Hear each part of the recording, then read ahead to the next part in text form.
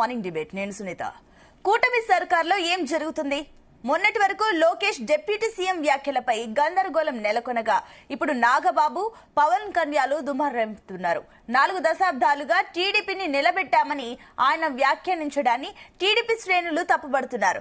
మీరు ఏది చెప్తే అది నమ్మడానికి జనాలు పిచ్చోళ్లేం కాదని విమర్శిస్తున్నారు.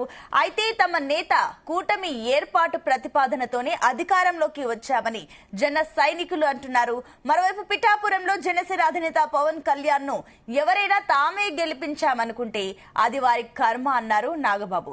పిఠాపురంలో పవన్ కళ్యాణ్ గెలుపులో 2 నిజాలున్నాయన్నారు. ఒకటి పవన్ కళ్యాణ్ అయితే రెండోది పిఠాపురం జన సైనికులు, ఓటర్లు అని నాగబాబు వ్యాఖ్యానించారు. దీనికి సంబంధించి ఈ రోజు డిబేట్ లో డిస్కస్ చేస్తున్నాం. ఈ రోజు డిబేట్ లో మనతో పాటు పార్టిసిపేట్ చేస్తున్నారు జనసేన ప్రతినిధి మాధవరెడ్డి గారు, అదేవిధంగా టీడీపీ ప్రతినిధి శ్రీనివాస్ చౌదరి గారు, అదేవిధంగా వైఎస్ఆర్సీపీ ప్రతినిధి బొమ్మి ఇజ్రాయెల్ గారు, ఇక రాజకీయ విశ్లేషకులు కోటేశ్వరరావు గారు. అందరికి వెరీ గుడ్ మార్నింగ్ అండి. ముందుగా కోటేశ్వరరావు గారు మీతో స్టార్ట్ చేద్దాం. ఇప్పుడు ఏదైతే హ్యూజ్ సక్సెస్ తో కూటమి ప్రభుత్వం ఏపీలో అధికారాన్ని నిలబెట్టుకుని ప్రభుత్వం చేజిక్కించుకుంది. అయితే ఇలాంటి టైంలో అటు AP deputy CM Pawan Kalyan comments ఒక రకంగా ఆసక్తికరంగా ఉన్నాయి. 4 దశాబ్దాల టీడీపీని నిలబెట్టామని అటు పవన్ కళ్యాణ్ అంటుంటే, మరోపక్క నాగబాబు కూడా పవన్ కళ్యాణ్ గెలిపించారే అని మీరు నమ్మితే అది మీ కర్మ, కేవలం పిఠాపురం ప్రజలు, అదేవిధంగా ఓటర్లు, జన సైనికుల వల్లే గెలిచామంటూ కూడా కమెంట్స్ చేస్తున్నారు. ఏదేమైనప్పటికీ జనసేనకు 21 సీట్లకు 21 సీట్లు గెలుచుకున్నారు. కానీ మిగిలిన 20 సంబంధించిన ప్రశ్న ఏంటి? కేవలం పిఠాపురం వల్లనే గెలిచారా అన్న ప్రశ్నలు రకరకాలుగా ఉత్పన్నం అవుతున్నాయి. ఏదేమైనప్పటికీ ఇప్పుడు రాజకీయాలు ఏ రకంగా ఉండబోతున్నాయి అనుకోవచ్చు? పవన్ కళ్యాణ్ గారు 8 నెలల తర్వాత అంటే ఒక అకేషన్ ని చూసుకొని జనసేన ఆవిర్భావం సందర్భంగా పిఠాపురంలో ఒక బల ప్రదర్శన చేశారనేటువంటిది మనకి స్పష్టంగా కనిపిస్తా ఉంది. సరే, ఏ పార్టీకైనా అది వాడికి ఉన్నటువంటి హక్కు, దాన్ని మనం ఏమీ తప్పుపట్టాల్సింది లేదు, ఇంకోటి ఏమీ లేదు. అయితే అక్కడ ఆయన చేసినటువంటి ప్రసంగాలని ప్రధానంగా చూసేట్లయితే జగన్మోహన్ రెడ్డి గారి మీద కామెంట్ చేశారు. అదేవిధంగా తెలుగుదేశం పార్టీ మీద కామెంట్ చేశారు. ఎక్కువ భాగం తమిళనాడు సీఎం లేదా తమిళనాడులో జరుగుతున్నటువంటి పరిణామాల గురించి, భాష గురించి ఆయన ఎక్కువగా మాట్లాడినట్టుగా మీడియాలో వచ్చినటువంటి వార్తలు స్పష్టం చేస్తున్నాయి. అదేవిధంగా తన సనాతన ధర్మం గురించి కూడా ఆయన ఇప్పుడు ఇక్కడ మీరు చెప్పినట్టుగా వివాదాస్పదమా లేకపోతే మరొకట అని చూసుకున్నప్పుడు తెలుగుదేశం పార్టీని అధికారంలోకి తీసుకొచ్చాము అన్న ధోరణి ఆయన మాటల్లో వినిపించిందనేది ఒక వాస్తవం. నిజానికి తెలుగుదేశం పార్టీ పుట్టుకున్నాటికి పవన్ కళ్యాణ్ గారు మరి నిక్కర్లేసి తిరుగుతున్నటువంటి సమయం తప్ప తెలుగుదేశం ఆవిర్భావం లేదా దాని విజయాలు పరాజయాలు అనేటువంటివి దానికే పరిమితం, దానికే సొంతం. అది అనుసరించినటువంటి రాజకీయాలు, ఉద్దాన పతనాలు కూడా అది అనుసరించినటువంటి విధానాలు అనేటువంటిది ఒక వాస్తవం. మొన్న అంటే ఎన్నికలు జరిగేంత వరకు, జరగడానికి ముందు వరకు ఇదే పవన్ కళ్యాణ్ గారి జనసేన పార్టీ నాయకులు, కార్యకర్తలు మన డిస్కషన్స్ లో గాని ఇతరత్ర సందర్భాల్లో గాని ఎట్టి పరిస్థితుల్లోనూ చంద్రబాబు నాయుడు తోటి, తెలుగుదేశం పార్టీ తోటి మేము సర్దుబాటు చేసుకునే సమస్య లేదు, మా నాయకుడే ముఖ్యమంత్రి అని చెప్పేసి వీర స్వర ప్రతిజ్ఞలు చేసినటువంటిది మా అందరి కళ్ళ ముందున్నటువంటిది. అటువంటిది ఎన్నికల దగ్గర పడే సమయానికి ఒంటరిగా పోటీ చేస్తే 2019లో వచ్చినటువంటి ఫలితాలే పునరావృతం అవుతాయి అనేటువంటి రాజకీయ పరమైనటువంటి గ్రహింపు పవన్ కళ్యాణ్ గారిలో వచ్చింది. అందుకనే బీజేపీ అభ్యంతరాలు పెట్టుకున్నప్పటికీ ఆయన చొరవ తీసుకొని తెలుగుదేశం పార్టీ తోటి సర్దుబాటు చేసుకోవడానికి ముందుకొచ్చారు. అదేవిధంగా బీజేపీకి మరొక రాజకీయ ప్రత్యామ్నాయం లేనటువంటి స్థితిలో అది కూడా బెట్టు చేసి, ఎందుకంటే బీజేపీ ప్రతినిధులు కూడా తెలుగుదేశం పార్టీకి వ్యతిరేకంగా నడిచినటువంటి 4.5 సంవత్సరాల పాటు వాళ్ళు దాదాపు 5 ఎన్నికల ముందు వరకు అదే విధమైనటువంటి వ్యతిరేకత వ్యక్తం చేశారు. ఏమైనప్పటికీ జగన్మోహన్ రెడ్డి గారిని లేదా ఆయన ప్రభుత్వాన్ని గద్దెదించాలనేటువంటి పేరుతోటి ఈ 3 పార్టీలు కలయిక అనేక మంది దృష్టిలో అది ఒక అవకాశవాదంగా కనిపించింది. ఎందుకు అంటే 2019లో ఆ తర్వాత కూడా జనసేన బీజేపీ కలిసి ఉన్నాయి తప్ప తెలుగుదేశం పార్టీ మీద ధ్వజమెత్తడం అనేటువంటిది ఆ తర్వాత కూడా కొనసాగించారు. అందువలన సరే రాజకీయాల్లో అవకాశవాదం అనేటువంటిది ఇవాళ దానికి అగ్రపీఠం వేస్తున్నటువంటి పరిస్థితుల్లో జరిగింది. అయితే పవన్ కళ్యాణ్ గారు నేను టీడీపీని గెలిపించానని చెప్పడం అనేటువంటిది అతిశయోక్తి అనేది నా అభిప్రాయం. దానికంటే బీజేపీకి 4 సీట్లు ఇప్పించాను, 4 సీట్లు వచ్చేట్టు చేశాను అనే మాట ఉంటే అది వాస్తవానికి దగ్గరగా ఉండేది అనేది నా అభిప్రాయం. అందువలన తెలుగుదేశం అనేటువంటిది అది బలమైనటువంటి పార్టీ, ఆ ప్రభుత్వానికి వ్యతిరేకంగా ముందుకు వచ్చినటువంటి ఒక ఫోర్స్. అయితే ఇంతటి ఘన విజయం సాధించడానికి, ఇంతటి ఘన విజయం 164 సీట్లు రావడానికి ఇది తోడ్పడిన మాట వాస్తవం. కానీ ఇదే ప్రధానమైనటువంటి ఫోర్సు జనసేన అనేటువంటిది రాజకీయంగా అనుభవం ఉన్నటువంటి వాళ్ళకి కానీ, రాజకీయ పరిణామాల గురించి తెలిసినటువంటి వాళ్ళకి కానీ అది కొంచెం గొప్పలు చెప్పుకోవడం అంటారు. ఆంధ్రప్రదేశ్ లో ఎచ్చులు పోవటం అని కూడా అంటారు. ఏమైనప్పటికీ ఆ కామెంట్ మినహా మిగిలినటువంటి వాటిల్లో పవన్ కళ్యాణ్ గారు చాలా ఆచితూసే మాట్లాడారు అనేది ఒకటైతే, నాగబాబు గారు పరోక్షంగా అక్కడ స్థానికంగా ఉన్నటువంటి రాజకీయాల గురించి కావచ్చు, లేదా రాష్ట్రం మొత్తంగానే కావచ్చు, పవన్ కళ్యాణ్ గెలిచారంటే ఏదో మా వల్లనే అనుకునేటువంటి వాళ్ళు ఉంటే వాళ్ళ కర్మ అని చెప్పేసి ఆయన ఒక కామెంట్ చేశారు. నేను అనుకోవటం స్థానికంగా ఉన్నటువంటి పరిస్థితుల గురించి ఆయన ఆ మాట ఉంటారు. ఒకవేళ తెలుగుదేశాన్ని గురించి కనుక అనుంటే మాత్రం అది ఆయన కూడా అనుభవ ప్రాతిపదికగా చేసినటువంటి కామెంట్ అయితే కాదనేది నేను చెప్పదలుచుకున్నాను. ఓకే అండి. ఎస్, నేను మళ్ళీ మీ దగ్గరకు వస్తానండి. ఎస్, నెక్స్ట్ శ్రీనివాస్ చౌదరి గారు, మీరేమంటారు? అటు పవన్ కళ్యాణ్ కమెంట్స్ 4 దశాబ్దాలుగా టీడీపీని నిలబెట్టాము అంటూ కూడా ఒక కమెంట్ అయితే చేయడం జరిగింది. దీన్ని ఏంటి టీడీపీ ఏ రకంగా చూస్తుంది? లేదంటే కొత్తగా మళ్ళీ ఏమైనా రాజకీయాలు మీ మధ్య ఏమైనా విభేదాలు స్టార్ట్ అయ్యాయా? ఏదన్నా దీన్ని అసంతృప్తిని ఈ రకంగా వేదిక పై నుంచి ఏమైనా పవన్ కళ్యాణ్ చెప్పారా? ఏంటి, ఏమనుకోవచ్చు? మొదట మీకు జీ తెలుగు ప్రేక్షకులకి అలాగే ప్యానల్ ఉన్న పెద్దలందరికీ కూడా మొదట నమస్కారాలు, శుభోదయం. జనసేన ఆవిర్భావ సభ ఒక చారిత్రాత్మకంగా చేశారు. వాళ్ళ పార్టీ కార్యకర్తలు చేసిన విజయాలు, వాళ్ళ కష్టాలు, అలాగే అనేక అంశాలపైన ప్రస్తావించారు. ఇది వాస్తవంగా కూడా ప్రతి పార్టీ కార్యకర్తల ఉత్సాహం కోసం, ప్రతి పార్టీ కార్యకర్తల అభినందన తెలియజేయడం కోసం, గెలుపుని ఆస్వాదించడం కోసం చేస్తున్న రాజకీయ సభలు. ప్రతి పార్టీ పెడుతుంది గెలుపు, ఎందుకు గెలిచాము దాన్ని తర్కించుకోవడం కానీ అనేక అంశాలు కానీ డిస్కస్ చేస్తాం. సో వాళ్ళు నిన్న వాళ్ళ ఆవిర్భావ దినోత్సవం కాబట్టి మేమైతే మహానాడు, వేరే వాళ్ళైతే రకరకాలు జరుపుకుంటారు కాబట్టి రాజకీయ పార్టీగా వాళ్ళ కార్యక్రమాలు, జరిగిన విజయాలు, దానికి ఫలితాలు, ఎవరు కారకులు, అనేక అంశాలపైన చర్చించుకుంటారని నేను అనుకుంటున్నాను. అయితే ఇక్కడ పవన్ కళ్యాణ్ గారు మాట్లాడారు, నాగబాబు గారు మాట్లాడిన విషయాలపైన నేను స్పష్టంగా ఇవ్వచ్చు. ఒకటి, జనసేన, తెలుగుదేశం పార్టీ, బీజేపీ మేము ఎన్డీఏ కుటుంబంలో భాగంగా మా నాయకులు, అధినేతలు నిర్ణయం తీసుకున్నారు. దానికి తగ్గట్టుగా ఎవరి స్థాయిలో వాళ్ళు కష్టపడ్డాం. ఎవరు గెలుపుకి కారణాలు అని నిర్దేశించుకోలేదు. ఏది కూడా లెక్కలు స్టాటిస్టికల్ గా ఉంటాయి. సో 175 సీట్లకు గాను 164 సీట్లు గెలుచుకున్నాం. 21 సీట్స్ 100% సైకిల్ రేట్ తో జనసేన గెలుచుకునింది. 2 ఎంపీలు గెలుచుకున్నారు. ఇవన్నీ కూడా టోటల్ గా మా కూటమి యొక్క విజయం. ఎవరో కలబెట్టారని, ఎవరో మాట్లాడారని అనేక అంశాలపైన మా కూటమిలో ఉన్న పార్టీలు విభేదాలు తేవడానికి కొంత బ్లూ మీడియా ట్రై చేయొచ్చు, రకరకాల మాటలు మాట్లాడచ్చు. గతంలో జనసేన అధినేత ఒక మాట చెప్పాడు కార్యకర్తలు, మీరు బ్లూ మీడియా మెయిన్ సెట్ లో మీరు పడద్దండి, మన పార్టీ 15 ఏళ్ళు 20 ఏళ్ళు అధికారులు ఉండబోతుంది. సో విభేదాలు సృష్టించే వాళ్ళు చెప్పుకుంటారు రకరకాలుగా. సో నాగబాబు గాని పవన్ కళ్యాణ్ గాని మాట్లాడుతుంటే వాళ్ళ కార్యకర్తలు ఉత్సాహపరచాలని చెప్పుకోవచ్చు, తప్పు లేదు. మేము కూడా పలానాయన సీఎం గా ఉండాలి, పలానాయన డిప్యూటీ సీఎం కూడా నినాదాలు ఇస్తూ ఉంటాం. ఉదాహరణకి పవన్ కళ్యాణ్ గారు ఏదో మీటింగ్ లో విశాఖపట్నం వెళ్ళినప్పుడు సీఎం అని అరిస్తే అరిశాడు ఆయన.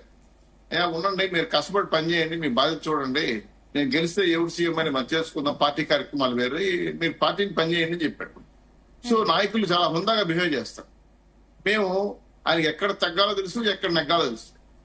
మేము కొంత ఇబ్బంది అయినప్పుడు మా రాజమండ్రి మిలాఖత్తులో బాబు గారు అయినప్పుడు వెంటనే వచ్చి బయటకు వచ్చి నేను పూర్తిగా సపోర్ట్ చేస్తున్నాను, పార్టీ యొక్క విధానాలపైన మేము కలిసి పనిచేస్తామని చెప్పి ఒక మాట అయితే మాట్లాడాడు.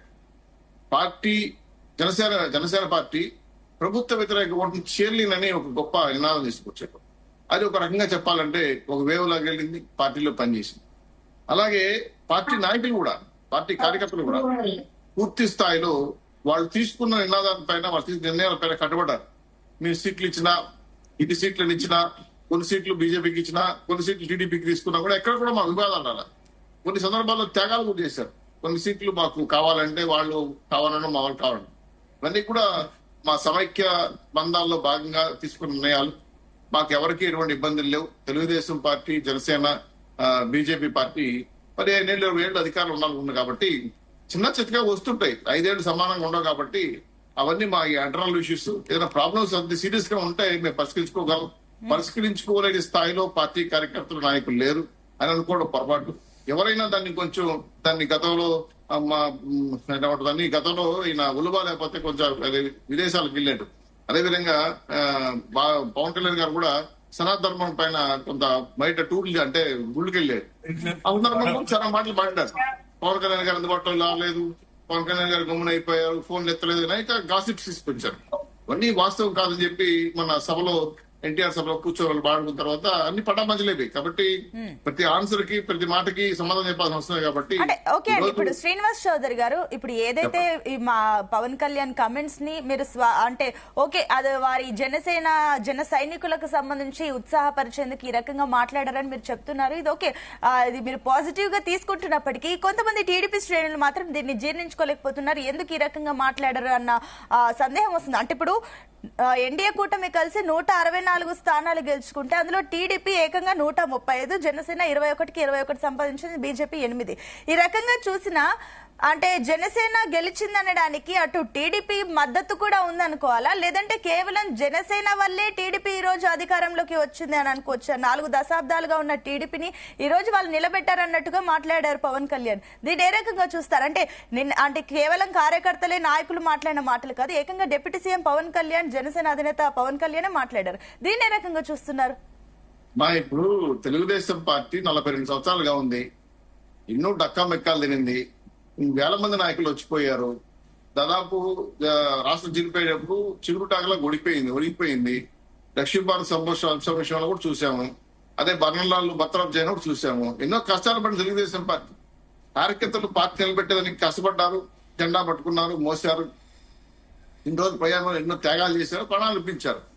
పార్టీ యొక్క విధానాలు వేరు, జనసేన పార్టీ యొక్క విధానాలు వేరు, వాళ్ళ యొక్క కార్యక్రమాలు, పార్టీ కార్యక్రమాలు వేరుగా ఉంటాయి. కాబట్టి ఎవరో ఒకరు నిలబెట్టారు, ఎవరో ఒకరు నిలబెట్టలేదు అని చెప్పి కరెక్ట్ కాదు. మేము సమిష్టిగా ఎలక్షన్కి వెళ్ళాం, ఎవరు పాత్ర నిర్వహించారు, ఎవరు గొప్ప ఎవరు తక్కువ అని అనడానికి లేదు. 100 పాళ్ళు వాళ్ళు కష్టపడారు కాబట్టి సెక్రటరీ వచ్చింది. ఇప్పుడు కూడా ఇంకో విషయం కూడా ఏంటంటే, జనసేన, తెలుగుదేశం పార్టీ, బీజేపీ నాయకులు గతంలో కూడా డిప్యూటీ సీఎం ఎవరిపైన గొడవపడ్డారు. దాన్ని తెలుగుదేశం పార్టీ క్లియర్ చేసింది, ఇది కరెక్ట్ కాదు, ఆ నెల నివారించారు. సో ఆ స్థాయి వివాదం వస్తే మా పార్టీ నాయకులు కూర్చొని మాట్లాడుకుంటారమ్మా, ఆ సమస్యలు ఏమి లేవు మాకు. మేము 20-30 ఏళ్ళు అధికారంలో ఉండడానికి మా యొక్క ప్రణాళికలు రచించుకున్నా కానీ మా యొక్క ముందు కర్తవ్యాలు వేరే ఉన్నాయి. ప్రజలకు ఇచ్చిన హామీలు, సూపర్ 6 కావచ్చు, లేదా అపర నిర్మాణం కావచ్చు, అదే విశాఖ జోన్ కావచ్చు, అదే విశాఖపట్నం, ఇవన్నీ అభివృద్ధి కార్యక్రమాలు మా పైన 2 కళ్ళుగా కనబడుతున్నాయి. అభివృద్ధి, సంక్షేమం, దాన్ని తీసుకెళ్ళి రాష్ట్రాన్ని అభివృద్ధి చేయడానికి కష్టపడతా గానీ, కాన్సన్ట్రేషన్ పెరుగుతా గానీ ఇటువంటి చిల్లి విషయాలపైన జోక్ చేసుకోవాల్సిన అవసరం లేదు. సమస్య కాదు కాబట్టి ఏపీ ప్రజలు కూడా కూటమి ప్రభుత్వం కలిసి కట్టుగా ఉండాలని కూడా ఏపీ ప్రజలు కూడా కోరుకుంటున్నారు. ఎస్, మళ్ళీ మీ దగ్గరకు వస్తానండి. మమ్మల్ని గెలిపించారు, కలిసి ఉండమని చెప్పి గెలిపించారు కాబట్టి వాళ్ళని గౌరవిస్తున్నాం. ఎగ్జాక్ట్లీ, ఎస్, అవును.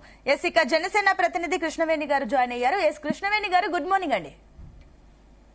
Very good morning madam. Yes, Krishnaveni garu, yes, ముందుగా మీకు కంగ్రాచులేషన్స్ 12వ ఆవిర్భావ దినోత్సవం చేసుకున్నందుకు. అట్ ద సేమ్ టైం ఏంటి జయకేతనం సభలో పవన్ కళ్యాణ్ నాగబాబు చేసిన కమెంట్స్ చాలా మంది మనోభావాలు దెబ్బతీసేలా ఉన్నాయంటూ కూడా అంటున్నారు.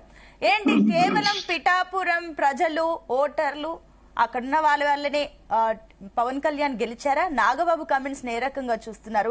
మరోపక్క అటు 4 దశాబ్దాలుగా టీడీపీని నిలబెట్టామన్న డిప్యూటీ సీఎం కమెంట్స్ ని ఏ రకంగా చూడాలి? అంటే ఏంటి మీ వల్లనే టీడీపీ అదేవిధంగా బీజేపీ రోజు అధికారంలోకి వచ్చిందని అనుకుంటా ఏంటి? మొన్నటి వరకు కార్యకర్తలు చాలా నిరుత్సాహంతో ఎలాంటి కమెంట్లు చేసినా పవన్ కళ్యాణ్ కూల్ గా మనం ప్రతిపక్షంలో లేము అధికారంలో ఉన్నాం ఆచితూచి మాట్లాడాలని చెప్పిన పవన్ కళ్యాణ్ ఈ రోజు సభావేదికగా జయకేతనం సభలో పవన్ కళ్యాణ్ కమెంట్స్ ఏ రకంగా చూడాలంటారు? మేడం మీకు అలాగే జీ తెలుగు న్యూస్ వీక్షకులకి శ్రీనివాస్ చౌదరి గారికి మరియు ఇతర ప్యానలిస్ట్ కూడా నమస్కారం అండి. Once again thank you so much మీరు కంగ్రాచులేషన్ చెప్పినందుకు. మ్యామ్ ఇక్కడ ఇంకో విషయం కూడా మనం చూసుకోవచ్చండి. మా అధినేత పవన్ కళ్యాణ్ గారు జయకేతనం సభలో చెప్పినటువంటి కామెంట్స్ అని మీరు అంటున్నారు, కానీ అవి వాస్తవాలని నేను అంటున్నాను. అంటే శ్రీనివాస్ చౌదరి గారు కూడా చాలా చక్కగా వివరించారండి. మా మధ్య టీడీపీ అలాగే బీజేపీ జనసేన మధ్య ఎలాంటి పొరపచ్చాలు లేవు. 20 ఏళ్ళు మేము కలిసే ఉండబోతున్నాం కాబట్టి అందరూ కలిసి వెళ్ళబోతున్నాం, రాష్ట్ర అభివృద్ధి కోసం వెళ్ళబోతున్నాం అన్నది ఆ రాష్ట్ర అభివృద్ధిని సంక్షేమాన్ని కాంక్షించి నిర్ణయాలు తీసుకుని ముందుకు వెళ్ళబోతున్నాం కాబట్టి రాజకీయాల్లో ఏమన్నా జరుగుతాయి, కానీ ఇవాళ క్యాడర్ను ఉత్సాహపరచవలసినటువంటి అవసరం మా అధినేత పవన్ కళ్యాణ్ గారు ఉంది. 2014లో మనం తెలంగాణలో సభను చూసుకోవచ్చు మేడం. సేమ్ ఆ రోజు ఏమి చేతిలో దీపం లేదు దారంతా గతుకులు అన్నటువంటి స్టార్ట్ చేసిన మా అధినేత పవన్ కళ్యాణ్ గారు ఇవాళ విజయం సాధించి విజయకేతనం సభలో మనం ఇన్ని ఒడిదుడుకులు దాటుకుని ఇక్కడి వరకు వచ్చాము అని మా అధినేత వివరించే ప్రయత్నం, కార్యకర్తలకు చెప్పే ప్రయత్నం చేశారు తప్ప ఇక్కడ టీడీపీని విమర్శించారనో బీజేపీని విమర్శించారనో ఇతర పార్టీలను విమర్శించారనో కాదు మేడం. కృష్ణవేణి గారు ఒకటండి క్లియర్ గా చెప్తున్నారు, 42 సంవత్సరాల కెరీర్ ఉంది టీడీపీకి. అలాంటి కెరీర్ ని ఇప్పుడు 4 దశాబ్దాల టీడీపీని మేము నిలబెట్టడం జరిగిందంటూ కూడా మాట్లాడడం వాళ్ళు కూడా కరెక్ట్ కాదని టీడీపీ శ్రేణులు కూడా అంటున్నారు. ఈ కమెంట్ కరెక్ట్ కాదని అంటున్నారు, దీనికి ఏమంటారు? దానికి అవగాహన ఉన్నటువంటి వ్యక్తులు ఒకలా మాట్లాడతారండి, అవగాహన లేనటువంటి వ్యక్తులు కొద్దిగా ఇలా మాట్లాడుతూ ఉంటారు. దాన్ని పూర్తిగా మనం తీసుకోవాల్సినటువంటి అవసరం లేదు. ఎందుకంటే మీరు చూసుకోవచ్చు మేడం, 2014లో జనసేన సపోర్ట్ చేస్తే ఆ రోజు టీడీపీ ఎలా గెలిచి 3 పార్టీలు కూడా ఆ రోజు కూడా బీజేపీ జనసేన టీడీపీ కలిస్తే ఒక ప్రభుత్వాన్ని ఏర్పరచగలిగాయి. 2019లో మళ్ళీ అది రిపీట్ అవ్వలేదు. జనసేన విడిగా పోటీ చేయడం, టీడీపీ విడిగా పోటీ చేయడం వల్ల ఇద్దరు నష్టపోయారు. అంటే 42 ఏళ్ల చరిత్ర కలిగినటువంటి టీడీపీ కూడా ఆ రోజు 23 సీట్లకు మాత్రమే పరిమితమైంది. అదే ఇవాళ కూటమిగా మళ్ళీ వెళ్తే గనక ఆ రోజు జనసేన కూడా ఆ రోజు మాకు సరైనటువంటి నిర్మాణం లేదు, సరైనటువంటి స్ట్రక్చర్ లేదు పార్టీకి. అసలు ఆ రోజు నిలబడేటువంటి అభ్యర్థులు కూడా ఎవరి మొహాలు ఎవరికి కూడా తెలియనటువంటి పరిస్థితి. మా అధినేత మాత్రమే అందరికీ తెలుసు తప్ప మిగతా ఏమీ తెలియదు. ఎలాంటి నిర్మాణం లేని టైంలో పోటీకి వెళ్తే ఆ రోజు 6% ఓటింగ్ పర్సంటేజ్ తీసుకొచ్చినటువంటి పార్టీ మా జనసేన పార్టీ. అంటే ఈ రోజు మనం ఇంకో విషయం కూడా చూసుకోవచ్చు మేడం, 2024కి వచ్చేసరికి మళ్ళీ కలిసి ఎన్డీఏ కూటమిగా పోటీ చేస్తే టీడీపీ ఎంత అత్యధికమైనటువంటి సీట్లు సాధించింది, అలాగే జనసేన 100% స్ట్రైక్ రేట్ తో ఉంది, బీజేపీ కూడా ఎంత బాగా బలపడింది అన్నది కూడా ప్రజలకు తెలుసు. కొంతమంది అవగాహన లేనటువంటి వ్యక్తులు మాట్లాడేటువంటి మాటలు అయితే మాత్రం అనుభవం ఉన్నటువంటి వ్యక్తులు ఎవరు కూడా టీడీపీ శ్రేణులు కావచ్చు, జనసేన కావచ్చు, బీజేపీ కావచ్చు, ఎవ్వరూ కూడా తీసుకోం మేడం. ఎందుకంటే చెప్తున్నారు మీరు ఎవరు ఈ రకంగా తీసుకోరు కరెక్టే, కానీ నాగబాబు కమెంట్స్ ఏ రకంగా చూడాలి? అంటే పవన్ కళ్యాణ్ ఎవరి ప్రమేయం వల్ల గెలిచారు అనుకుంటే అది వారి కర్మ అంటూ కూడా కమెంట్ చేస్తారు. కేవలం పిఠాపురం ఓటర్లు జన సైనికుల వల్లే గెలిచామంటూ కూడా అంటున్నారు. అంటే మరోపక్క అటు పిఠాపురంలో పవన్ కళ్యాణ్ గెలుపు కోసం అటు వర్మ కూడా చాలా కష్టపడ్డారు, ఈ రోజు వర్మకి వెన్నుపోటు పొడుస్తున్నారు అన్న మాటలు కూడా ఇప్పుడు అటు వైసీపీ నుంచి వస్తున్నాయి. దీన్ని ఏ రకంగా చూడాలి? నాగబాబు కామెంట్స్ ఏ రకంగా చూస్తుంది జనసేన? దాన్ని సమర్థిస్తుందా? మ్యామ్ ఇక్కడ ఇంకొక విషయం కూడా చూసుకోవచ్చండి.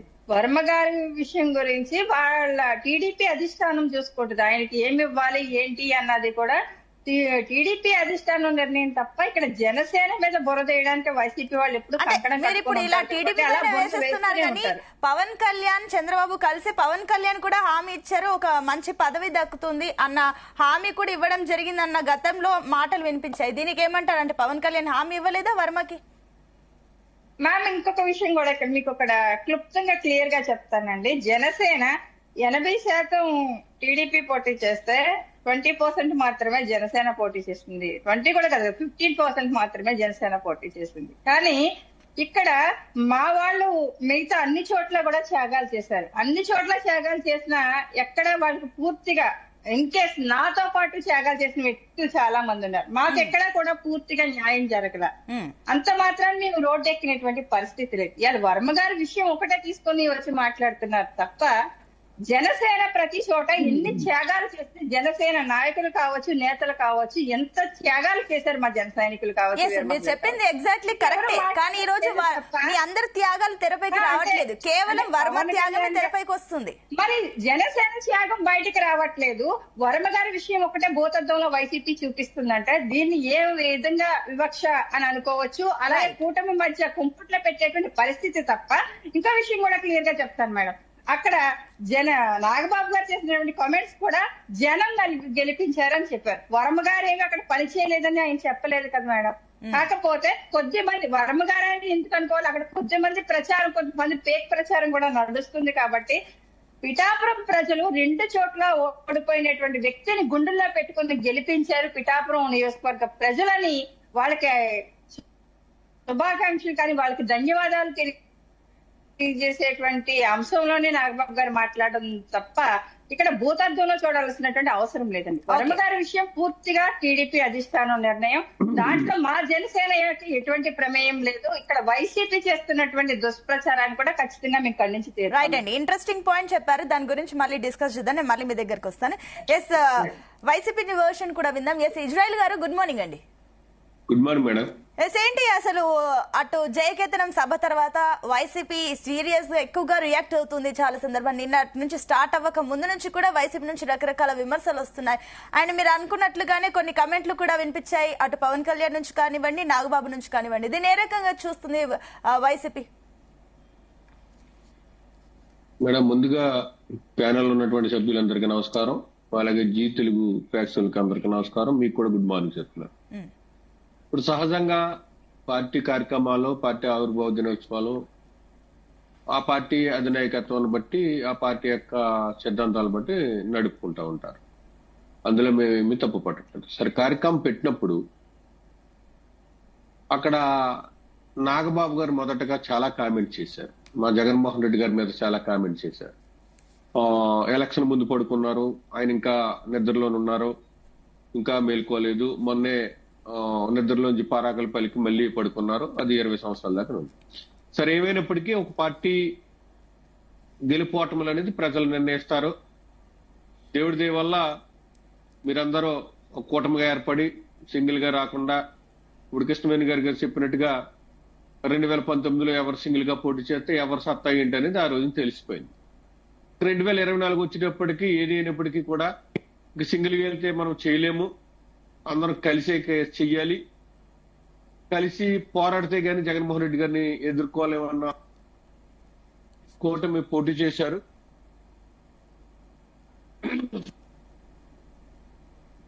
సరే, ఏమైనప్పటికీ జనసేన 6% ఓట్లతోటి తన 21 సీట్లు గెలుచుకుంది. తెలుగుదేశం పార్టీ 56% సీట్లతో గెలుచుకుంది. మేమనేది ఏంటంటే మీ కార్యక్రమాలు పెట్టుకోండి, తప్పులేదు. మీ కార్యక్రమాలు ఉత్సాహం చేసుకోండి, మీరు సంబరాలు చేసుకోండి, ప్రజలు గమనిస్తున్నారు. కానీ మీ ముగ్గురు కలిసి ఏదైతే ప్రజలకు హామీ ఇచ్చారో ఆ హామీలు ఇంతవరకు కూడా ఎక్కడ కూడా ఆచరణలో పెట్టలేదు. ప్రజలు ఈ 9 నెలల కాలంలో గమనిస్తున్నారు. ప్రజల నుంచి స్పందన ఎలా ఉందో ప్రజలు చూస్తున్నారు. ప్రజల స్పందన అది ప్రజలే చెప్తారు రేపొద్దున బుద్ధి. కానీ మరి 2009లో ప్రజారాజ్యం పెట్టినటువంటి చిరంజీవి గారు, ఆ రోజు యువనేతగా ఉన్నటువంటి పవన్ కళ్యాణ్ గారు, ఆ రోజు కార్యక్రమంలో పాల్గొన్నటువంటి నాగబాబు గారు 2024 వరకు కూడా ఏ విధమైన అధికారాన్ని చేయించుకోలేదు. అంటే మరి 2009 నుంచి 2024 వరకు మరి మీరు నిద్రలో ఉన్నారా అని చెప్పేసి నేను ప్రశ్నిస్తున్నాను. ఎందుకంటే ఒక పార్టీ అనేది గెలిపోవటం సహజం. అది నెగ్గొచ్చు, నెగ్గకపోవచ్చు. అది ప్రజల యొక్క తీర్పుని బట్టి ఉంటుంది. కానీ గాఢ నిద్రలో ఉన్నారన్న పదం వాడారు, అది నాగబాబు గారికి కరెక్ట్ కదని చెప్పేసి నేను తెలియపరుస్తున్నాను. ఇదే సందర్భంలో మరి మీకు గొడవలో ఉండొచ్చు, అది మీరు అది క్లియర్ చేసుకోవాలి. కానీ స్పష్టంగా పవన్ కళ్యాణ్ గారు నెగ్గినట్టునే పిఠాపురంలో వరం గారిని పిలిచి నా గెలుపులో మీ పాత్ర కీలకం, ఖచ్చితంగా మీరు కష్టపడ్డారో, మీరు నా గుండెల్లో ఉన్నారో, మీ అబ్బాయి కూడా కష్టపడ్డాడు, నా పదవిని మీ చేతిలో పెడుతున్నాను, ఖచ్చితంగా మనందరం కలిసి ఉందామని ఆ రోజు చెప్పారు. ఈ రోజు మరి నాగబాబు గారు పరోక్షంగా వరం గారి గురించే కామెంట్ చేశారు పిఠాపురంలో. అందులో మేమనవలసిన అవసరం ఏమి లేదు, డైరెక్ట్ గా ప్రజలే చెప్పుకుంటున్నారు. వరం గారు ప్రతిసారి నేను కష్టపడ్డాను చెప్తున్నాడు, నీ కష్టం ఏమీ లేదు ఇందులో, ఖచ్చితంగా మా ప్రజలు గెలిపించారు, మా పవన్ కళ్యాణ్ ఇమేజ్ ని బట్టి గెలిచామని చెప్పి. అంటే వరం గారిని ఖచ్చితంగా అక్కడ కించపరుస్తున్నారు, వరం గారిని డమ్మీ చేస్తున్నారు. ఎందుకంటే వరం గారు లేకపోతే అక్కడ కూటమి లేదు. ఎందుకంటే అంత బలమైన వ్యక్తి, గతంలో ఎమ్మెల్యేగా పనిచేసినటువంటి వ్యక్తి. అటువంటి వ్యక్తిని నాగబాబు గారు అలాగా కామెంట్ చేశారంటే అది ఖచ్చితంగా కించపరిచే విషయం. అది మేము కావాలని మీకు క్రిటిసైజ్ చేయట్లేదు, పబ్లిక్ మీట్లు మాట్లాడిన మాటలు. ఇకపోతే పవన్ కళ్యాణ్ గారు చెప్పారు, సీఎం కావాలంటే తండ్రులు సీఎం కావాలా, బాబాయిలు కేంద్ర మంత్రి కావాలా, లేకపోతే ఇంకో అత్యారాజ్యం కావాలని. సరే, ఖచ్చితంగా కావాలి. కానీ ఒక ఎమ్మెల్సీ కావాలంటే కనుక తమ్ముళ్ళు డిప్యూటీ సీఎం కావాలి. ఆ డిప్యూటీ సీఎం ద్వారాగా మరి ఖచ్చితంగా ఎమ్మెల్సీ అవ్వాలి. అది మాత్రం వాస్తవం అని చెప్పేసి ఒప్పుకోవాలి. అది మాత్రం ఖచ్చితంగా నేను గంటబద్ధంగా చెప్తున్నా చెప్పేసి మీకు తెలియపరుస్తాను. అంటే ఇజ్రాయెల్ గారు, ఓకే, మీరు బాగానే ఇదంతా చెప్పారు, ఓకే, దాన్ని మీరు సమర్థిస్తున్నా విమర్శిస్తున్నా. ఒక విషయం పక్కన పెడితే కూడా అటు వైసీపీని కూడా చాలా ఎక్కువగా కమెంట్లు చేయడం జరిగింది. అండ్ ఇంకొకటి, సీఎం కావాలంటే బాబాయిలు చంపాలి, ఇలాంటి అంశాలు కూడా తెరపైకి వచ్చాయి. దీనికి ఏ రకంగా సమర్థిస్తారు? అంటే ఎందుకు గతంలో మీరు 151 సీట్ల నుంచి కేవలం 11 సీట్లకు పడిపోవడం, అండ్ ఇప్పుడు ఇలాంటి విమర్శలకు కూడా చూస్తుందంటే ఏంది అసలు మీ మెయిన్ రీజన్ ఏంటి? వైసీపీ ఎక్కడ బోల్తా పడింది అనుకోవచ్చు? మేడం ఒక్కటే గమనించండి, మేము ఎక్కడా బోల్తా పడలేదు. మేము సంక్షేమ ఫలాలు అందరికి అందించాం. పొలం చూడలేదు, మతం చూడలేదు, పార్టీ చూడలేదు, ప్రాంతం చూడలేదు. అందరికీ మా జగన్మోహన్ రెడ్డి గారు డైరెక్ట్ గా ఎవరి ఇన్వాల్వ్మెంట్ లేకుండా బటన్ నొక్కి వాళ్ళ ఖాతాలోనే వేసినటువంటి. అంటే అదే మేబీ ఈ రోజు ఫెయిలియర్ కి అదే రీజన్ అని, కేవలం అన్ని సంక్షేమ ఫలాలపైనే ఫోకస్ చేసింది కానీ ఆంధ్రప్రదేశ్ రాష్ట్ర అభివృద్ధి కోసం ఫోకస్ చేయలేదు. మాకు ఈ సంక్షేమం కాదు, కేవలం అభివృద్ధి కావాలి, అందుకే ఈ రోజు కూటమి ప్రభుత్వానికి ఇంత సీట్లు ఎక్కువగా వచ్చినాయని అనుకోవచ్చా ఏంటి? ఇది గ్రహిస్తుందా వైసీపీ? లేదు లేదు లేదు లేదు వీళ్ళు ఇచ్చినటువంటి హామీలు, వీళ్ళు ఇచ్చినటువంటి బూటక హామీలు, మేము వస్తే ప్రతి ఆడబిడ్డని ఇస్తారన్నారు, ప్రతి మహిళలకి ప్రతి నెల 1500 రూపాయలు చొప్పున 18,000 రూపాయలు ఇస్తానన్నారు. ఇంట్లో ఎంతమంది ఉంటే అంతమంది పిల్లలకి 15,000 రూపాయలు ఇస్తానన్నారు. ఎంతమంది ఉంటే అంతమందికి ఇస్తానన్నారు. ఇంకా దీపం పథకం తీసుకొస్తానని చెప్పారు, ఉచిత బస్సు ప్రయాణం తీసుకొస్తానని చెప్పారు. మరి ఇన్ని హామీలు ఇచ్చారు. సూపర్ 6 రైతులకి 20,000 రూపాయలు వేస్తానని చెప్పారు. ఈవేళ బడ్జెట్ చూస్తుంటే మండలంలో మేము డైరెక్ట్ గా ఉంటున్నాం. మరి బడ్జెట్ లో ఎక్కడా కూడా తల్లికి వందనం కార్యక్రమం పెట్టారు. తల్లికి వందనం కార్యక్రమాలు అక్కడ పూర్తిగా బడ్జెట్ కార్యక్రమం లేదు. అక్కడ పూర్తిగా నిధులు కేటాయించిన పాపానికి పోలేదు. దీపం పథకం అన్నారు, సంవత్సరానికి 3 దీపం పథకాలు ఇవ్వాలి.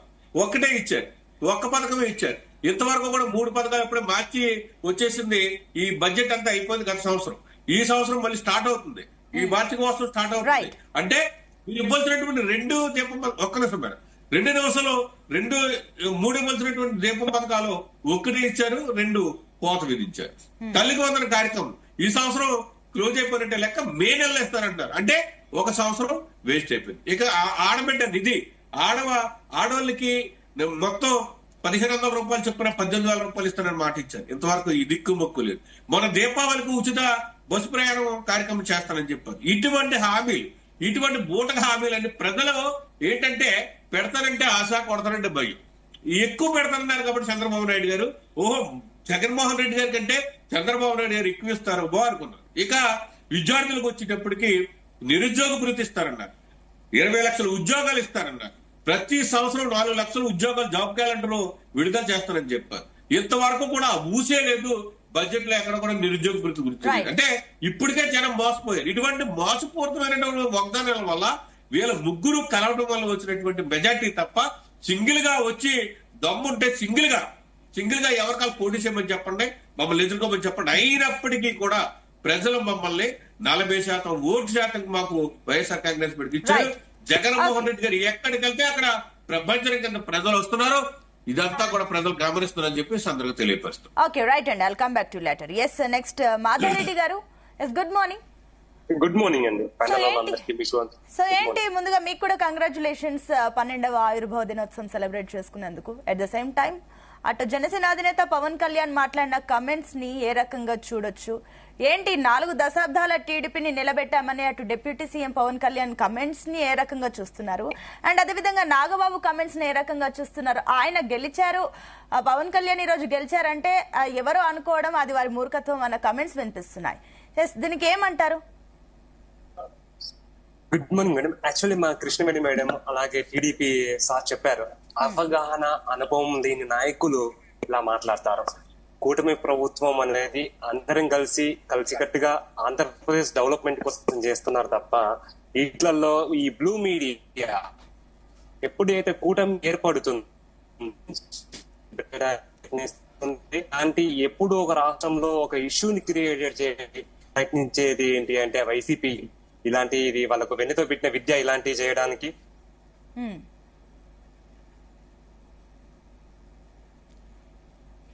ఎస్, మాధవ్ రెడ్డి గారు, I think me signal issue ఉందండి, ఒకసారి చూసుకోండి, నేను మళ్ళీ మీ దగ్గరకు వస్తాను. ఎస్, నెక్స్ట్ కోటేశ్వరరావు గారు.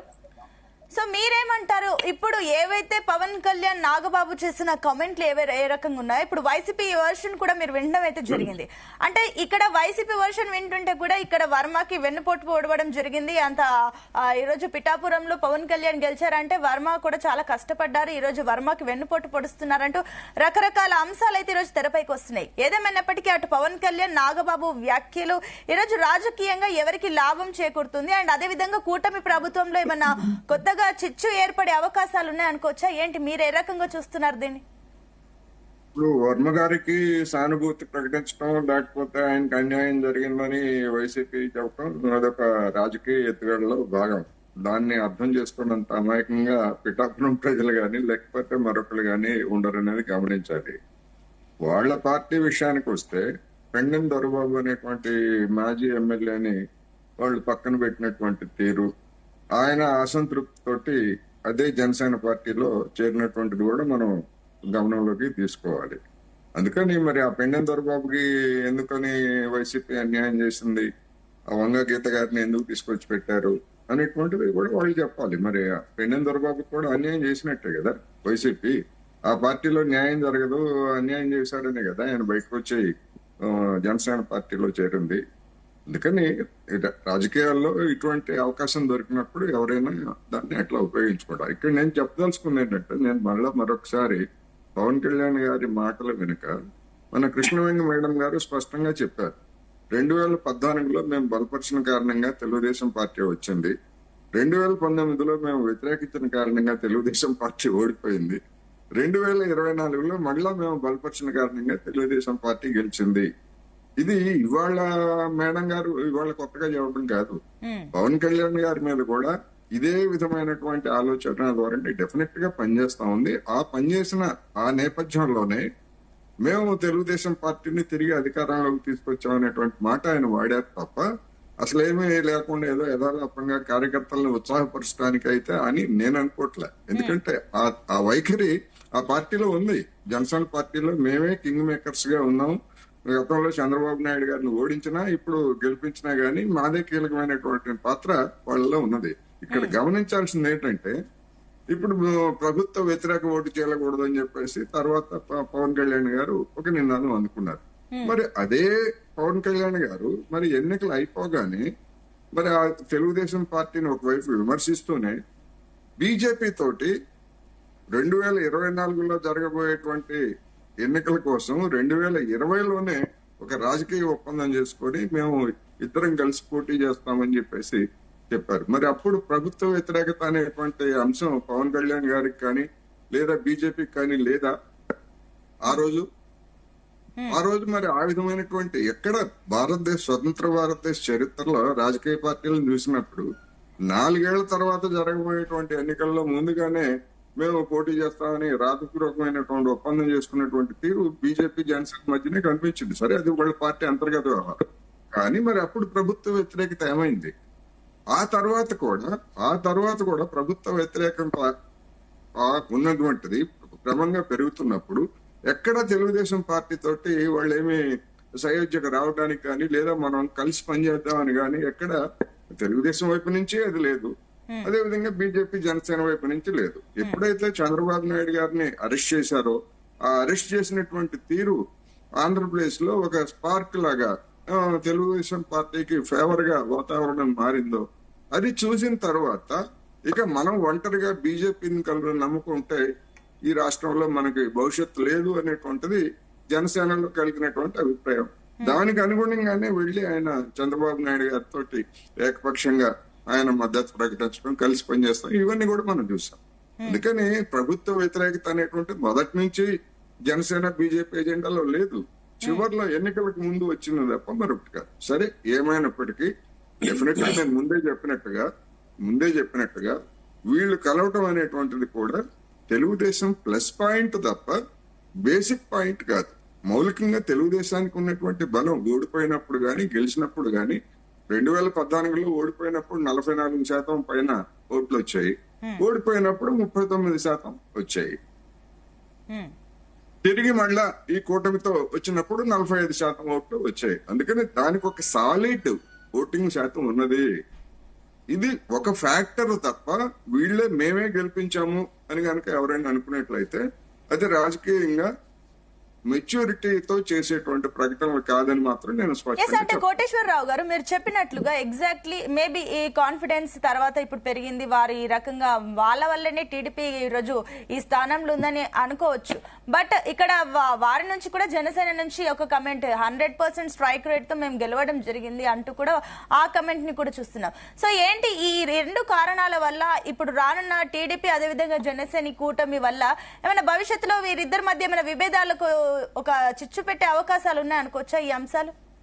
వేరే వాళ్ళు ఎవరు చిచ్చు పెట్టాల్సినటువంటి అవసరం లేదు. వైసీపీ కూడా చిచ్చు పెట్టాల్సిన అవసరం లేదు. వైసీపీకి చిచ్చు పెట్టేటువంటి పరిస్థితి లేదు. ముందు తన ఇంటిని తాను చక్కదిద్దుకోవాల్సినటువంటి పరిస్థితి ఉంది. ఇక్కడ ఎక్కడ అంటే ఇప్పుడు మేము 100% స్ట్రైక్ రేటు రాబోయే రోజుల్లో మేమే అనేటువంటి భావం గనక జనసేన నాయకులు లేదా కార్యకర్తలు గనక కలిగేట్లయితే తెలుగుదేశం పార్టీ చూస్తూ ఊరుకోదు.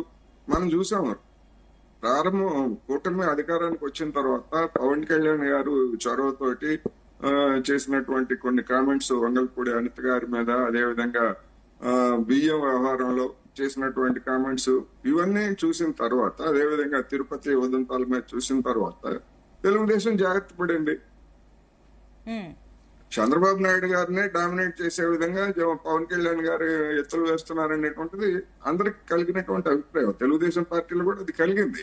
కానీ ఆ తర్వాత అనూహ్యమైనటువంటి పరిణామాల్లో పవన్ కళ్యాణ్ గారు కొంత టోన్ డౌన్ చేశారు. అంతకు ముందు మాట్లాడిన విధంగా మాట్లాడలేదు. అందుకని ఇప్పుడు ఎక్కడ వస్తుంది అంటే ఈ సూపర్ 6 అమలులో కనుక ఇప్పుడు జరుగుతున్నటువంటి తీరు అన్ని చూసినప్పుడు ఏంటంటే ఈ అమలు జరపడానికి అవకాశాలు అనేటువంటివి చాలా పరిమితంగా ఉన్నాయి. ఈ అమలు కారణంగానే ఎందుకంటే జనసేనాని ఎందుకంటే నేను దేన్నైనా ప్రశ్నిస్తాను, అవసరమైతే నేను ప్రతిపక్షంగా మారుతాను అన్న పద్ధతుల్లో మాట్లాడుతున్నారు కనుక వైఫల్యాల మీద మరి బహుశా ఏదైనా ఉంటే విధానపరంగానే వాళ్ళ మధ్య తలెత్తడానికి అవకాశం ఉంది తప్ప వేరే ఇంకొకళ్ళు ఎవరో తలదూర్చి వాళ్ళ మధ్య చిచ్చు పెట్టేటువంటి పరిస్థితి అయితే ఉంటుందని నేను అనుకోండి. ఏదన్నా ఉంటే ప్రభుత్వ వైఫల్యాలతోటే వచ్చేటువంటి మీరంటే మీరే చేశారన్నట్టుగా మరి తర్వాత కాలంలో రావచ్చేమో వచ్చేదానికి అవకాశం ఉంది. ఎందుకంటే రాజకీయాల్లో ఏది మనం శాశ్వతంగా మిత్రత్వం అనేది శాశ్వత శత్రుత్వం ఉండదు అనేది మనకు గమనంలో ఉంచుకోవాలి అనేది నేను ఎస్ అండి. శ్రీనివాస్ చౌదరి గారు ఏమంటారు, మీరేమంటారు? ఇవన్నీ కూడా ఇప్పుడు కోటేశ్వరరావు గారు చెప్పిన అంశాలను మీరు క్లియర్ గా వినడం జరిగింది. అండ్ ఇందాక కృష్ణవేణి గారు అడిగిన అంశాలకు కూడా ఏమంటారు? ఇప్పుడు క్లియర్ గా ఇంకొకటి ఏంటంటే జనసేన ఆవిర్భావం 12వ ఆవిర్భావ దినోత్సవం చేసుకోవడం, టీడీపీకి కంగ్రాచులేషన్స్ చెప్తుంది అటు వైసీపీ. ఈ రోజు జనసేన పార్టీ పెట్టడం వల్ల టీడీపీ పార్టీకే ప్లస్ అయింది, కానీ వాళ్ళకి ఏం లేదన్నట్టుగా మాట్లాడుతున్నారు. ఏంటి దీన్ని ఏ రకంగా చూస్తున్నారు? అట్ ద సేమ్ టైం ఇంకొకటి, నిజంగానే ఈ రోజు వర్మ విషయంలో టీడీపీ అధిష్టానం ఏమైనా యాక్షన్ తీసుకునే ఛాన్సెస్ ఉన్నాయి భవిష్యత్ అంటే? ఎందుకంటే గతంలో పవన్ కళ్యాణ్ అక్కడ నుంచి పోటీ చేయడానికి మీరు కూడా కొన్ని హామీలు అయితే ఇవ్వడం జరిగింది. ఇప్పుడు కృష్ణవేణి గారు చెప్పినట్లుగా వర్మ బాధ్యత పూర్తిగా టీడీపీ అధిష్టానిది అంటూ కూడా చెప్పేస్తున్నారు. సో ఏంటి, ఏమనుకోవచ్చు వర్మ భవిష్యత్తు, అటు టీడీపీ ఏం చేయబోతుంది? మా 24 విజయం అనేది మా 3 పార్టీల సమిష్టి కృషి, అందులో మాకు ఏ అనుమానాలు లేవు. 2 చెప్పిన అంశాలపైన జనసేన, టీడీపీ అదేవిధంగా బీజేపీ మాకు ఇచ్చిన హామీలు నిలబెట్టుకోవడానికి మీకు కష్టపడుతున్నాం తప్ప మాకు వేరే ధ్యాస లేదు. మీరు పెట్టే చిచ్చులు, ఆ బ్లూ మీడియాలో వస్తున్న వార్తలు, ఆ మీడియాలో కొన్ని స్పెక్యులేషన్స్, ఇవన్నీ కూడా సమాధానం చెప్పుకుంటా పోతుంటే మేము అభివృద్ధి కార్యక్రమాలు చేయలేము. ఇప్పుడు గతంలో జగన్మోహన్ రెడ్డి గారు చేసిన పాపాలు కదా మమ్మల్ని గెలిపించింది. ఇప్పుడు ఆయన గతంలో ప్రత్యేక హోదా చేస్తానన్నాడు, తీసుకురాలా. అదేవిధంగా మద్యం నిషేధం చేస్తానని చేయలే, సిపిఎస్ రద్దు కానీ అనేక అంశాలు, సన్నబియ్యం కానీ, జాబ్ కార్డు కానీ ఇవన్నీ చేయకపోవడం వల్ల ఉచిత ఇసుక ఇవన్నీ కూడా ఎస్టీ, బీసీ మైనార్టీలకి విద్యుత్ ఫ్రీగా ఇస్తానని కొంటాడు. అవన్నీ మేము చెప్పాం కాబట్టి మీకు ఖచ్చితంగా మా యొక్క సూపర్ 6 తో పాటు ప్లస్ 2 ఈరోజు ఏదైతే అనుకుంటున్నామో మా డిఎస్సి తో సహా ఇప్పుడు ఆయన ఎమ్మెల్సీ గారు ఉన్నారు, శాసనసభలో మాట్లాడతారు. ఎందుకంటే డిఎస్సి ఎప్పుడు ఇస్తారు చెప్పారు ఆయనకి. ఈ మెగా డిఎస్సి ఎప్పుడు ఇస్తున్నారు తెలుసు, సూపర్ 6 ఎలా బడ్జెట్ లో కేటాయించాలో తెలుసు. అనేక అంశాలపైన స్పష్టత, క్లారిటీ ఉంది. నేను చాలా క్లియర్ గా మా సూపర్ 6 హామీల పైన బడ్జెట్ కేటాయించి పలానా రోజు అమలు చేస్తాం క్లియర్ చెప్పేశాం. కానీ ఈ లోపల ఏమైనా జరుగుతుందేమో, మసిపూసి మాడిగా వేద్దాము, లేదా ఇంకోటి డిస్కస్ చేద్దాం అని చెప్పి ఉపయోగాలు చేస్తే మాత్రం మేము కూడా చెప్పలేం కదా సమాధానాలు. ఇప్పుడు శ్రీనివాస్ చౌదరి గారు మీరు అన్నట్లు ఓకే మేము కన్సిడర్ చేస్తాం, కానీ మీరు ఇందాక అన్నారు కదా సమాధానాలు చెప్పుకుంటూ పోతే అభివృద్ధి చేయలేమని. కానీ సమాధానాలు చెప్పాల్సిందే కదా, ప్రజలు మిమ్మల్ని ఒక నమ్మకంతో మిమ్మల్ని తీసుకొచ్చినప్పుడు మీరు సమాధానం చెప్పాల్సిందే. ఆ సమాధానం చెప్పడానికి ఈ రోజు మీరు ఇక్కడికి వచ్చారు, మీరు కూడా మాట్లాడడం జరుగుతుంది. అయితే ఏంటి అసలు వర్మ భవిష్యత్ ఏంటి, ఏం చేయబోతున్నారు? మా కుటుంబ సభ్యుల్ని వర్మాన్ని ఎలా చేసుకోవాలో, ఎలా అభివృద్ధి చేసుకోవాలో, అడాప్ట్ చేసుకోవాలో మాకున్న ప్లాన్లు మాకున్నాయి. కానీ జగన్మోహన్ రెడ్డి గారు ఏమన్నారు, ఆయన చెప్పిన మాటలే, 5 ఏళ్ళు గమ్ము కళ్ళు మూసుకోనండి, మళ్ళీ అధికారంలోకి వస్తాము, జమినీ వస్తుంది, జగన్ వస్తారు అని చెప్పి ఆయన మాటలే చెప్పాడు పవన్ కళ్యాణ్ గారు. కానీ ఆయన కంటే మాట్లాడు ఈయన కూడా నాగబాబు గారికి. కాబట్టి మేమనేది ఏంటంటే వర్మ గారికి తగిన స్థానం మేము ఇస్తున్నాము, మాకు ఏ రకంగా ఇస్తాం చూస్తారు కదా. మా పార్టీ అంతర్గత వ్యవహారం కాబట్టి మేము ముందే చెప్పడానికి లేదు, పదవి ఇస్తామని చెప్పి చెప్పడానికి లేదు. మా స్థాయిలో మేము చెప్పే పరిస్థితి కూడా కాదు. కాబట్టి వర్మ గారు మా పార్టీ క్రమశిక్షణ దాటి ఎక్కడ పోవడంలా, ఆయన తప్పుగా మాట్లాడాలి, మాకేమి న్యాయం చేస్తాడు, మేము వెయిట్ చేస్తున్నాం, కాకపోతే టైం తీసుకుంటాం చెప్తున్నారు. కానీ మాకు వ్యతిరేకంగా పని చేస్తామని పట్టుకుంటే మీ నిర్ణయాలు వ్యతిరేకంగా పని ఎవరు మాట్లాడినో తెలిసి. కాకపోతే 2 విజయం, మంచి విజయం వచ్చింది. వాళ్ళ పార్టీ ఆవిర్భావ దినోత్సవం, మంచి మాటలు మాట్లాడుకున్నారు, సంతోషం కదా. వాళ్ళ కార్యకర్తల ఉత్సాహాల కోసం వాళ్ళు మాట్లాడే తప్పే ఉంది. నిజంగా కూడా కొంతమంది కొన్ని అభియోగాలు ఉంటాయి, కొన్ని నిందలు వేస్తుంటారు, అదే ప్రతిపక్షాల మీద మాట్లాడుతుంటాం. అప్పుడు ఈరోజు వాళ్ళ పార్టీ రాజకీయ సభలో రాజకీయ అంశాలు మాట్లాడారు, దాన్ని మనం పాజిటివ్ గా తీసుకోవాలి, నెగిటివ్ తీసుకోవడానికి లేదు. కాకపోతే జగన్మోహన్ గారు చేసిన అప్పుల కుప్పల్లో రాష్ట్రం ఇబ్బంది పడతా ఉంది, అప్పులు తీర్చడానికి అవసరపడుతున్నాం. మా పార్టీ నాయకుడు జగన్మోహన్ రెడ్డి గారు అదేవిధంగా ఈత మాటలు ఇంటి కూడా పక్కన పెట్టే పరిస్థితి పడతాం. మాకు ముందు చాలా కర్తవ్యాలు ఉన్నాయి. మాకు పార్టీ రాష్ట్ర భవిష్యత్తు ఉంది. మేము బడ్జెట్ కానీ అదేవిధంగా రాష్ట్ర కార్యక్రమాలు కానీ అభివృద్ధి కార్యక్రమాలు అవి చేయాలి ముందు. కానీ ఇప్పుడు ఇక్కడనే కాంట్రవర్సీ క్రియేట్ చేస్తున్నారండి శ్రీనివాస్ చౌదరి గారు. వర్మ విషయంలో మీరు అన్నట్లుగా అభివృద్ధి పైన ఫోకస్ చేయడం ఇది ఒక మంచి విషయమే. కానీ వర్మ విషయంలో ఇప్పుడు వర్మకు ఒకవేళ మంచి స్థానం కానీ ఏదైనా కల్పిస్తే అటు పవన్ కళ్యాణ్ కి అది ఒక మైనస్ అవుతుంది. పవన్ కళ్యాణ్ గురించి దృష్టిలో పెట్టుకుని ఈ రోజు వర్మని సైడ్ చేస్తున్నారన్న విమర్శలు వస్తున్నాయి. దీనికి ఏమంటుంది టీడీపీ? అన్ని పూర్తిగా అసందర్భం. వర్మ గారికి తగిన ప్రయారిటీ మా గవర్నమెంట్ లో ఉంది. ఆయనకి ఎమ్మెల్సీ ఇస్తారా, మంత్రి పదవి ఇస్తారా చూస్తారు కదా మీరు. మంచి పొజిషన్ వస్తుంది, కాకపోతే కొంత టైం పడుతుంది. ఎందుకంటే ఎమ్మెల్సీ కానీ త్వరలో వర్మని ఎమ్మెల్సీ కానీ వర్మ పొజిషన్ లో 20 ఏళ్ళ అధికారంలో మా పార్టీకి 20 ఏళ్ళ అధికారంలో మా పార్టీ అధికారంలో ఉంటది. మేము ఏమైనా మంచి పొజిషన్ ఇవ్వచ్చు. కాకపోతే ఈ రోజు మంచి కన్నా ఇంకా బ్రహ్మాండ పొజిషన్ ఇద్దామని ఆలోచిస్తున్నాం. కాకపోతే కొన్ని ఈక్వేషన్స్ కూడా జరుగుతూ ఉంటాయి కొన్ని కారణాల రీత్యా.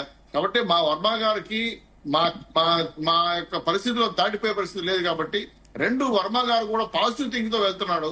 ఆయన కూడా పార్టీ కార్యకర్త, నిబంధనలు ఉంటాయి, దాని శిక్షణ ఉంటది. కాబట్టి దాని లోపలే పనిచేస్తారు. కాబట్టి మేము ప్రతిపక్ష పార్టీ నాయకుల మీద మాట్లాడడం కానీ మా కూటమి అభ్యర్థులపై మాట్లాడాలంటే ఖచ్చితంగా మా హద్దుల్లో మేము ఉండాలి. రెండు, మా పార్టీ నాయకులు కూడా కొన్ని దిశానిర్దేశించారు. మా మధ్య గొడవలు పెట్టాలని అనేక పార్టీలకి గొడవలు వస్తే బాగుంటుందని చెప్పి అసలు ఎదురు చూస్తా. దానికి మేము బిజ్జు ఆజ్యం పోయి తెచ్చుకోవాలా, మేము దానికి కామెంట్ కూడా తెలుసుకోవాలి. ఎందుకంటే చాలా మంది చాలా రకాలుగా అంటుంటారు రోడ్లో పోయేవాళ్ళు. కాబట్టి మేమేందంటే చాలా క్లియర్ గా ఉన్నాం. మా పార్టీ నిలబడాలా 20 ఏళ్ళు కాబట్టి దీన్ని ఎలా పనిచేయించాలి, ఎలా అభివృద్ధి చేయాలి, ఇటువంటి కార్యక్రమాలు మనసు పెడతాం తప్ప ఇలాంటి టైం వేస్ట్ కార్యక్రమాలు చేయడం తెలుసుకోదు, మేము తెలుసుకోలేదు.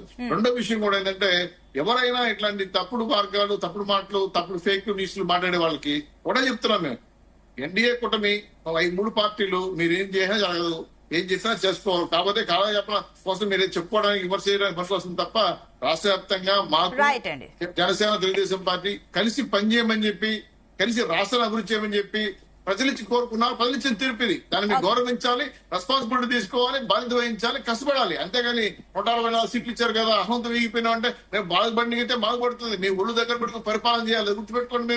మేము కూడా ప్రజలకు ఆన్సర్ చేయాలి, ప్రజలకు ఆన్సర్ ఇచ్చే పరిస్థితిలో ఉన్నాం. కాబట్టి ప్రజల యొక్క గొప్పతనాన్ని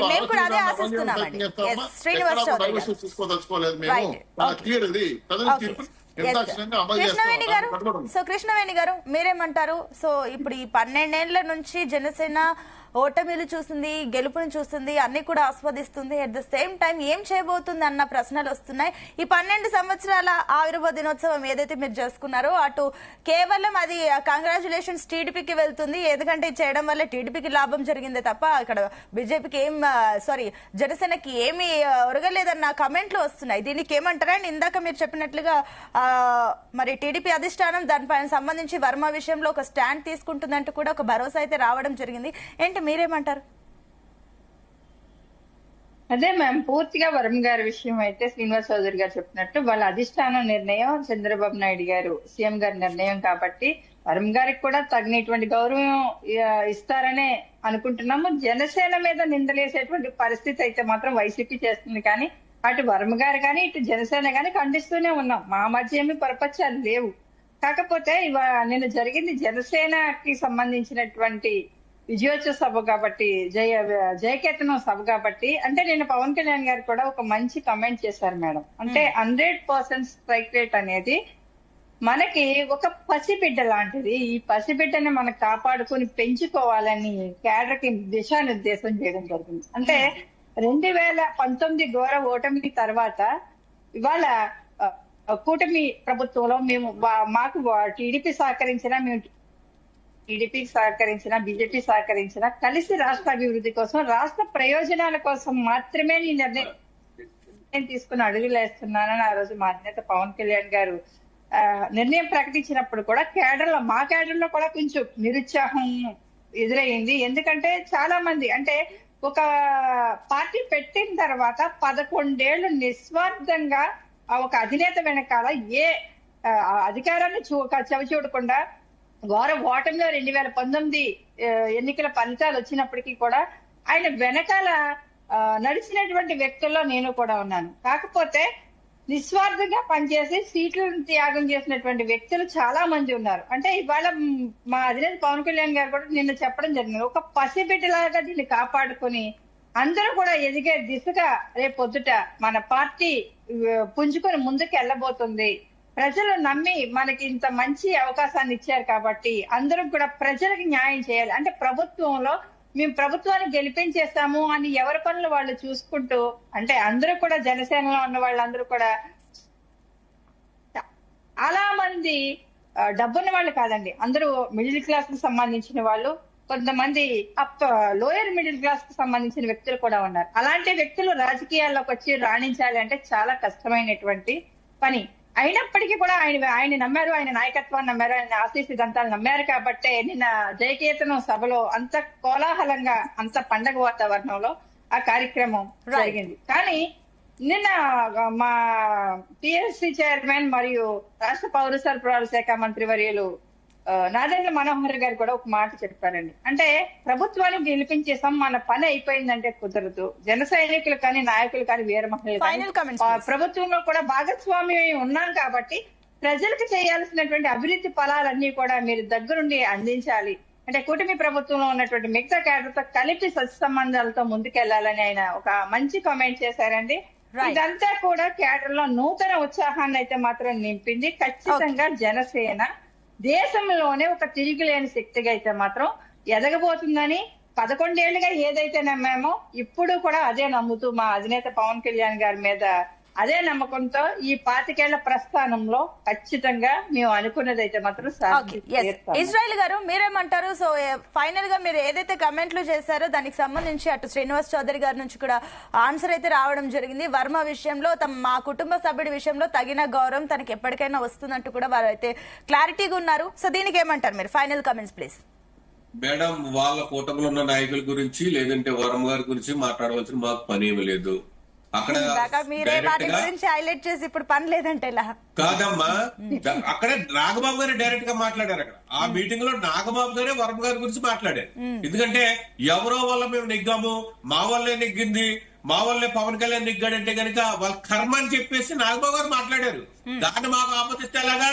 కానీ అన్యాయం జరిగిన మాట వస్తామా కాదు. అక్కడ వర్మ గారికి ఒక ఎమ్మెల్యేగా పనిచేసినటువంటి వ్యక్తి, ఒక ఎమ్మెల్యే సీట్ రావాల్సినటువంటి వ్యక్తిని సర్దుబాటులో వైసీపీ కార్యకర్త కూడా మాట్లాడుతూ ఉన్నాడు పవన్ కళ్యాణ్ మేడం. మీరు మాట్లాడారు,